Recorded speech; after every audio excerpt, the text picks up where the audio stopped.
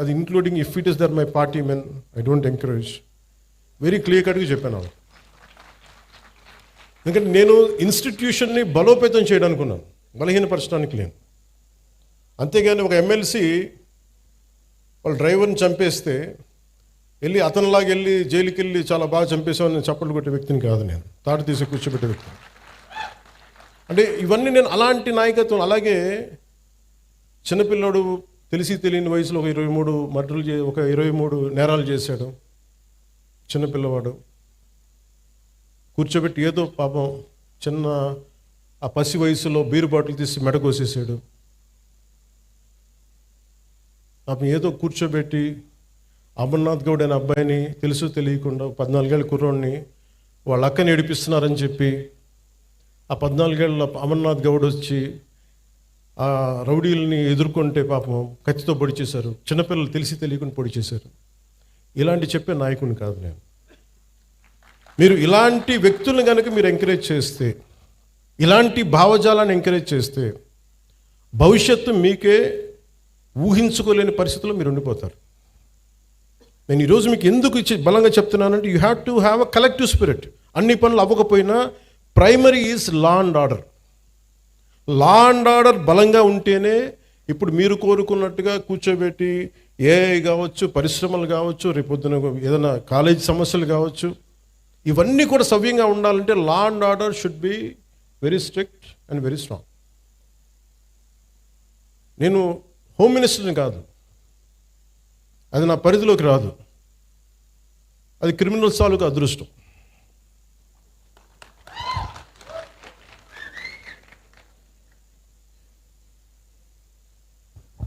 అంటే rule of law అంటే మెయిన్గా మన ఎస్పీ గారికి కలెక్టర్ గారు చెప్తున్నా, ఇట్స్ అ రూల్ ఆఫ్ లాని మీరు ఎంత బలంగా నిలబెట్టగలిగారు అనేది మీ చేతిలో ఉంది. నా దగ్గర నుంచి చెప్తున్నాను, మీకు 1 సింగిల్ ఫోన్ కాల్ రాదు పలానా వాళ్ళని విడిపించమని. అలాగే మా ఉన్న నాయకులందరికీ కూడా చెప్తున్నాం, none of them will encourage any kind of rowdy elements. మనం ఎవరు ఎంకరేజ్ చేస్తాం సార్? చేయం కదా. ఎవరు ఎంకరేజ్ చేయరు ఇక్కడ. That very clear.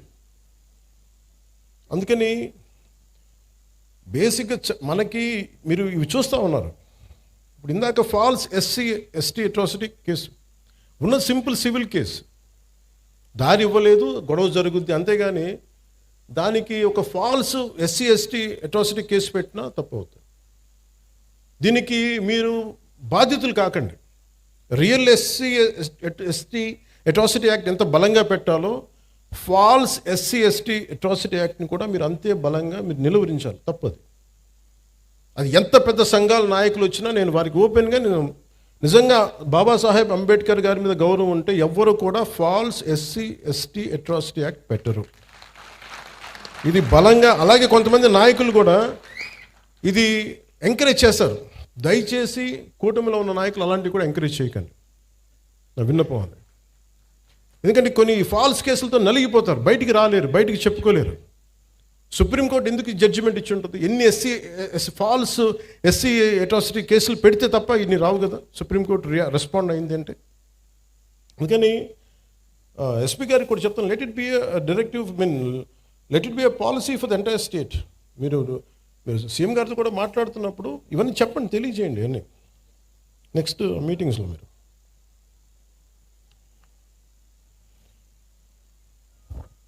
The law and order is not merely a government function. It is the very foundation upon which civilized society stands. In any democracy, safety and security rank as the most primal concept. Idi between the state and its citizens. Without it, every other promise of governance will collapse. Let it be welfare schemes, investment, jobs, business.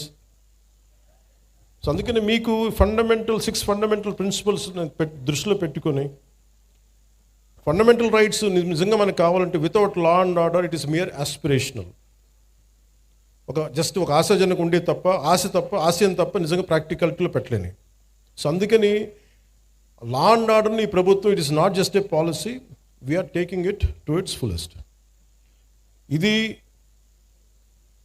మీరు ఇప్పుడు చూస్తున్న any criminal వీళ్ళు criminal చట్టాలను అతిక్రమించిన, మర్డర్లు చేసిన, మానభంగాలు చేసిన, దోపిడీలు చేసిన క్రిమినల్స్ కూడా ఫండమెంటల్ రైట్స్ అప్లై అవుతాయి. అది మనకి రాజ్యాంగం ఇచ్చింది.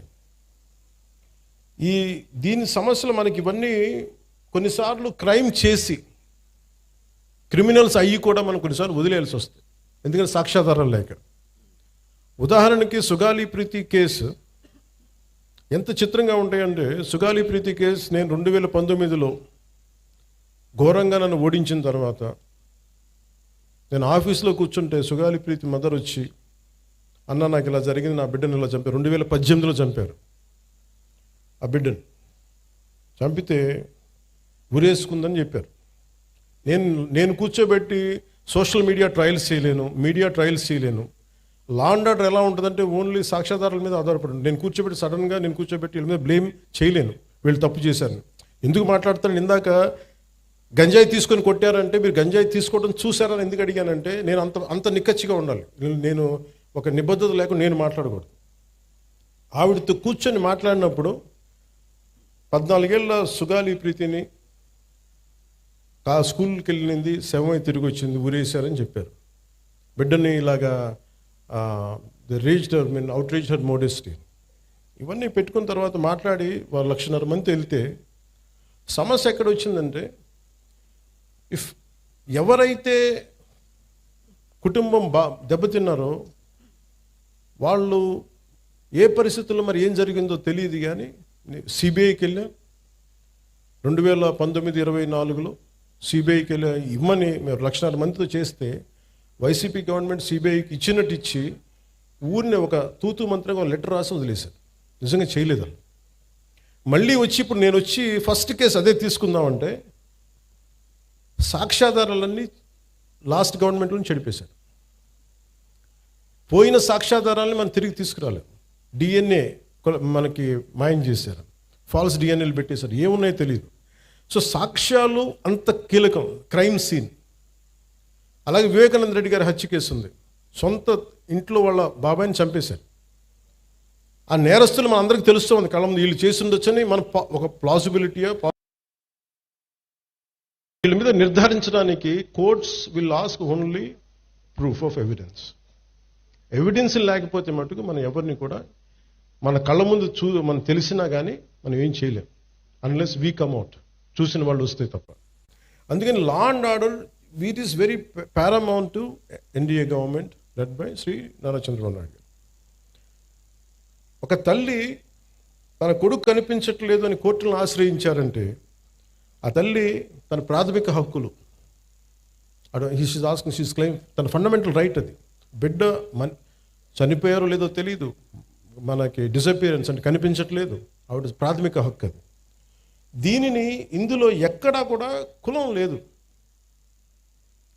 క్రిమినల్ని చట్టం ఎలా చూస్తుంటే రాజ్యాంగం కానీ it has got nothing to do with your caste or your religion or your region. Crime జరిగిందా, ఎవరికి చేశారు, ఇంతకు మించి దాంట్లో కులం అనే ప్రస్తావన ఎక్కడ ఉండదు. This is what fundamental constitutional law or criminal law చెప్పేది.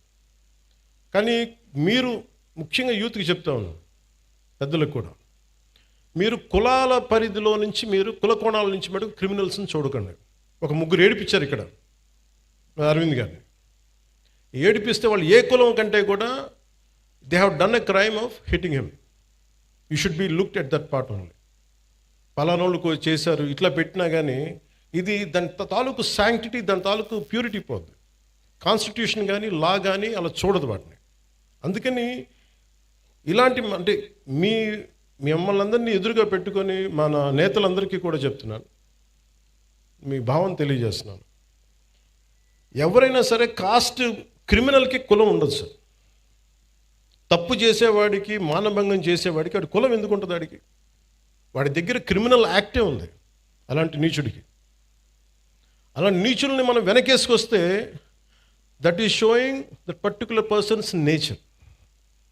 క్రిమినల్ గ్యాంగ్స్ తోటి ప్రభుత్వాల్ని నడుపుదాం, భయభ్రాంతుల్ని చేసి అధికారుల్ని గుప్పిట్లో పెట్టుకుందాం, లేదంటే మా దగ్గర క్రిమినల్ గ్యాంగ్స్ ఉన్నాయి భవిష్యత్తులో మిమ్మల్ని ఆడుకుంటాం, భయభ్రాంతులను చేస్తే ఇలాంటి ఎందుకు వీళ్ళు తలపైకెక్కి ఆడతారంటే బలం వాళ్ళది కాదు, మనందరి కలెక్టివ్, మన బలహీనత అది. నేను ఈరోజు ఎందుకు వచ్చానంటే ఇది ఒక 3 months బ్యాక్ చెప్పాను ఎస్పీ గారికి, ఐ వాంట్ ఇంటరాక్ట్, ఒక సివిల్ మన సిటిజన్స్ మీటింగ్ పెట్టండి, నేను వస్తాను ఇక్కడ కూర్చోబెట్టి, because I want empower citizens. నా పార్టీని ఎంపవర్ చేయొచ్చు. మీరు కనుక గట్టిగా, ఇప్పుడు మీరే ఇందాకే చెప్పారు పోస్టర్స్ గురించి, మాకు పోస్టర్లు ఎక్కువ అయిపోయినాయి, టూ మచ్. మీరు ఎంత బ్యాలెన్స్గా చెప్పింది ఆవిడ, ఆ పాప. అంటే ఉండొచ్చు కానీ మరి ఇంత మితిమీరా, that is an opinion should be taken, to be taken. అది ఏమవుద్ది ఇలా ఇంటరాక్షన్ వల్ల? నా చుట్టుపక్కల ఉన్న రాజకీయ నాయకులు కూడా అర్థమవుద్ది, ఎమ్మెల్యేస్కి, ఎంపీలకి, అందరికీ అర్థమవుతుంది, మనం ఎక్కువ చేయకూడదు. కానీ ఒక కులానికి ఓటింగ్ ప్యాటర్న్ ఉంటుంది, కానీ సివిల్ రైట్స్కి ఓటింగ్ ప్యాటర్న్ ఉండదు. Why don't you become a part of that kind of team? మీ ప్రాథమిక హక్కులు కానీ, మీ ఫండమెంటల్ రైట్స్ కానీ ఉల్లంఘన అంటే ఇలాంటి ప్రభుత్వాలు మేము ఎన్నుకోం. You can say it loud. ప్రజలు మారుతారు, పాలకులు మారుతారు. అలాగే మీరు కులాలని తీసుకొచ్చే క్రిమినల్స్కి కులాలను అంటగట్టి, పలానా కులం అయితే మేము ఇంకోలా చూస్తాం, ఎక్కడా కూడా ఇది లేదు, రాజ్యాంగంలో ఎక్కడ రాయలేదు. ఇలాంటి క్రిమినల్స్ని వెనకేసుకొచ్చే రాజకీయ నాయకులను ఎవరైనా సరే మీరు ఆమడ దూరంలో పెట్టాల్సిందే, లేదంటే మీ భవిష్యత్తుకి భంగం కలుగుతుంది. ఇది నేను ఈరోజు ఇది it's not first of it's kind. ఇంతకుముందు కొంతమంది చేసినట్టున్నారు, కానీ మన ప్రభుత్వం వచ్చాక ఫస్ట్ టైం ఇది చేస్తున్నాం. I want this kind of exercise to be repeated all over the state. Me respective నియోజకవర్గాల్లో కూడా మీరు పెట్టండి ఇవి. నేను వస్తాను, అన్నిటికీ నేను రాను, కొంచెం మీరు కూడా పెట్టండి దీనికి. ఎందుకంటే మీరు సివిల్ సొసైటీకి ఆ అష్యూరెన్స్ ఇవ్వకపోతే క్రిమినల్స్ రాజ్యాలు వెళ్తారు. నేను దేన్నైనా భరించగలను, కానీ క్రిమినల్స్ కూర్చొని రాజ్యాంగ పదవుల్లో కూర్చొని మన జీవితాన్ని శాసిస్తుంటే మటుకు నేను తిరగబడ్డానికి నా జీవితకాలం సంసిద్ధంగా ఉంది. ఇది ఎందుకు నేను చెప్తున్నానంటే this is my commitment to my nation. నా నేలకి నేను ఇచ్చే కమిట్మెంట్ ఇది. మీరు ఎందుకంటే మీరు ఒక పాలసీ వచ్చింది, ఒక పాలసీ అనుకున్నాం, చేయలేకపోయాం, అది వేరే విషయం, దానికి అడ్రస్ చేయొచ్చు. బట్ మీరు క్రిమినల్స్ని తీసుకొచ్చి భవిష్యత్తులో మీరు నెత్తి మీద పెట్టుకున్నారు అనుకోండి, మన తలరాతలను ఎవడు బాగు చేయలేడు. వాళ్ళ బలమే కులాల మీద ఆడటం, వాళ్ళ బలమే క్రిమినల్స్ మీద ఆడటం. ఇలా కూర్చొని మీరు చూసారా 2019 నుంచి 2024 వరకు ఎంతమంది ఒక political leader either deputy CM పొజిషన్లో ఉన్నా కానీ, ఎవరు సీఎం పొజిషన్లో ఒక్కళ్ళు వచ్చి ఇట్లా అడిగారా, మీ దగ్గరికి వచ్చి ఇలా కూర్చొని అడిగారు? You think about it. ఇది అంటే నేనేం చేస్తున్నా అంటే I'm making myself responsible and accountable, and I'm making my entire party and alliance parties that we're accountable to you, we're responsible to you. మేము చెప్పడానికి వచ్చాం ఇక్కడికి. అలాగే సమస్యలు ఉన్నాయి, చాలా సమస్యలు. ఇప్పుడు కూర్చోబెట్టి గౌస్ గారి సమస్య నా దాకా వచ్చింది అంటే it's a failure, systemic failure. అది సిస్టమ్ ఫెయిల్యూర్. అది ఒక ఎస్ఐ చేయాల్సిన పని, అది ఒక స్టేషన్ హౌస్ ఆఫీసర్ కూర్చొని చేయాల్సిన పని. ఒక ఎస్పీ దగ్గర కూడా రాకూడదు, అది ఒక డిప్యూటీ సీఎం హోదా దగ్గరికి అసలు రాకూడదు. బట్ మనం సక్సెస్ఫుల్గా సమస్యలను ఎక్కడికక్కడ బలహీనం చేసుకుంటూ వచ్చేసాం. వాడు మావాడని ఏడిపించండి, వదిలేసేయండి అని ఒక హెడ్ కానిస్టేబుల్ పోలీసులను వదిలేస్తే, ఎస్ఐలకి చెప్పేస్తే సిస్టమ్ని ఇలాగే చంపేస్తాం కదా. సో నేననేది అందరూ కూర్చొని జెన్జీ అని కథలు చెప్తా ఉన్నారు. I want you have to be responsible, you have to be account. భవిష్యత్తు మీదే. మీ భవిష్యత్తుని మీరు ఎలా నిర్ధారించుకుంటారో మీ చేతుల్లో ఉంటుంది. మీరు కనుక క్రిమినల్స్కి కనుక మీరు చేతికి ఇచ్చారా భయపడి, నేను పోరాడటానికి మా లాంటి వాళ్ళు మేమందరం ఉన్నాం. మాకు ఇవ్వాల్సిందల్లా క్రిమినల్స్ కనుక if they come into position of power, they will take away your future, they will burn your future. మీ భవిష్యత్తుని మంట కలిపేస్తారు. ఇది నాకు ఈ భయంతోనే నేను ఎదుర్కోవడానికి నేను వచ్చాను. ఇలాంటి రౌడీ మూకల్ని, ఇలాంటి క్రిమినల్ గ్యాంగ్స్ని, ఇలాంటి ఒక ఇర్రేషనల్ పొలిటికల్